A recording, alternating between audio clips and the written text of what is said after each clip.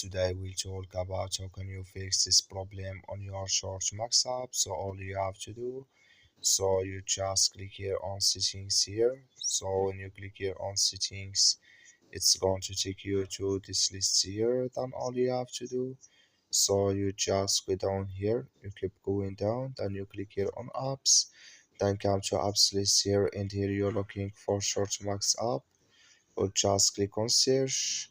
So then here at Shortmax it's going to show for you like this, click on it, then it's going to take you to this list here, just click on for stop, then you click here on OK. So then you go down, just click here on storage, come to storage list here, just click on clear cache. Then all you have to do, so you just go to your Play Store, click on it here, click here on Play Store, then you search here for Shortmax, it's going to show for you like this. You will find here update, click on it, then it's going to work with you.